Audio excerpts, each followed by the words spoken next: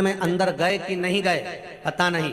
शिखर का दर्शन कर लिया वो भी काम चल जाएगा, मंदिर के सामने से निकल कर चले जाओगे वो भी काम चल जाएगा, या मुख से श्री शिवाय नमस्तुभ्यम कह लिया वो भी काम चल जाएगा, पंचाक्षर मंत्र नमः शिवाय कह लिया वो भी काम चल जाएगा, महामृत्युंजय मंत्र का जाप कर लिया वो भी काम चल जाएगा। तुम शिव के भक्त का भी नाम लेते हो, गण का भी नाम ले लेते हो तो वो भी काम चल जाएगा। तुम भगवान के किसी भक्त का ही नाम ले लो तो ही काम चल जाएगा। अरे हमारे पुष्टि मार्ग में, जिस मार्ग से हम जुड़े हुए हैं पुष्टि मार्ग में, जहां हमारा ब्रह्म संबंध हुआ है, उस पुष्टि मार्ग के अंतर्गत मेरे ठाकुर के चरणारविंद के अंतर्गत, मेरे ठाकुर जी की हवेली में, मेरे ठाकुर जी के निज भवन में, हवेली में, मंदिर में, ठाकुर जी के जहां पुष्टि सेवा होती है उस हवेली जी में सुबह शाम दोपहर में, राजभोग में, उत्थापन में, मंगला में, शयन में अगर कोई पद गाए जाते हैं तो वहां पर अष्ट सखाओं के छाप के पद गाते हैं, सूरदास जी के, कुंभनदास जी के।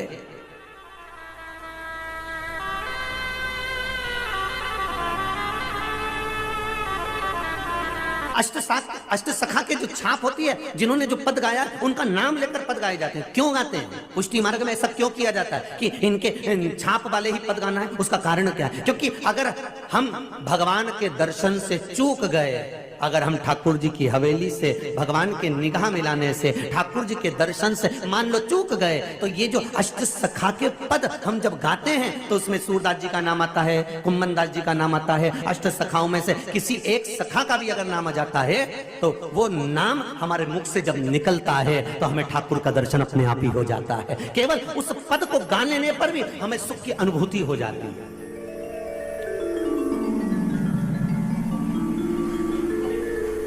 में कहा था, किसी के चक्कर में मत पड़ो, शंकर के चक्कर में पड़ो। बहुत श्री शिवाय नमस्तुभ्यं, श्री शिवाय नमस्तुभ्यं। भगवान शिव की भक्ति करो। नंदी की ओर जैसे ही दक्ष प्रजापति ने देखा तो शंकर भगवान ने कह दिया तुरंत, ये मेरा गण है,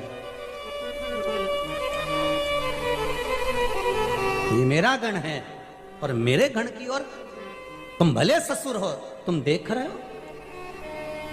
शिव महापुराण की कथा कहती है, कोई शंकर का भक्त हो, शंकर का स्मरण करने वाला हो, शंकर की भक्ति का गुणगान करने वाला हो, शंकर के देवालय में, मंदिर में अर्चना करने वाला हो, शंकर की कथा स्मरण कराने वाला हो, कथा बांचने वाला हो, चाहे सुनने वाला हो, चाहे शिव कथा को धारण करने वाला हो, कोई अगर उस पर गलत दृष्टि भी देखता है तो मेरा शंकर उसको छोड़ता नहीं है। सज्ञ ससुर को भगवान शंकर ने कह दिया तुम मेरे ससुर हो, पर नंदी ने श्राप दिया है तुमको क्योंकि तुमने मेरा अपमान करा है। स्वामी का अपमान कभी गण नहीं सहन कर सकता, नंदी कैसे सहन कर सकता था? कैसे सहन कर सकता?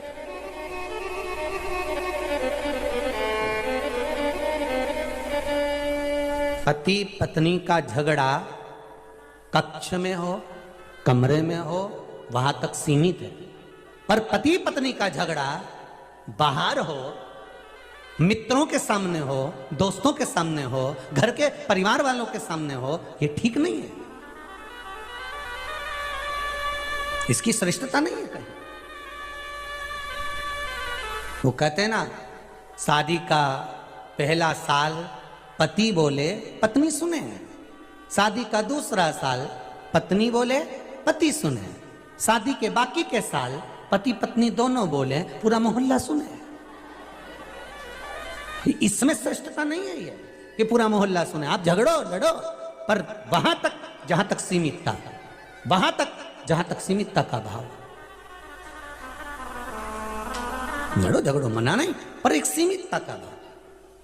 तुम मेरे ससुर हो, आपने मुझको अपमान करा, मुझे अपशब्द बोला, चल गया, पर जो मेरे साथ में है, जो मेरा सेवक है, जो मेरा मित्र है, जो मेरा सखा है, जो मेरा सेवा में लगा हुआ है, जो मेरी सेफ्टी में लगा हुआ है, वो मेरे लिए कैसे सुन सकता है?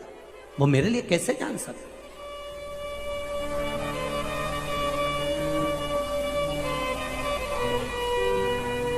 मैं सुन नहीं सकता। आपने ये श्रेष्ठ नहीं करा, नंदी की ओर आप घूर कर देख रहे हो, मतलब आप नंदी को कुछ कहने वाले हो। शंकर भगवान ने कह दिया मेरे तक सीमित है, पर गण के तक सीमित नहीं कर पाऊंगा। मेरे गण मेरे प्राण है, शंकर भगवान दक्ष प्रजापति से कह रहे।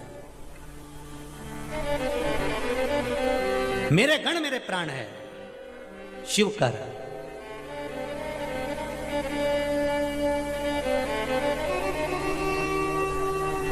और बहुत ध्यान देना, अगर आप शंकर के मंदिर जाते हो ना, शिव महापुराण का कोई उपाय बताया गया है वो आप करते हो ना, शिव के मंदिर जाकर अगर प्रणाम करते हो, नमन करते हो, धोख लगाते हो, किसी मंदिर में जाकर सफाई करते हो, साफ करते हो।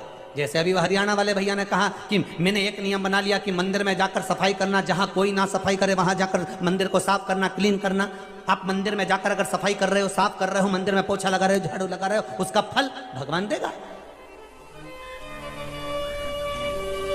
आप उसकी कथा संभालो, आप तो उसकी कथा संभालो 2 बजे से 5 बजे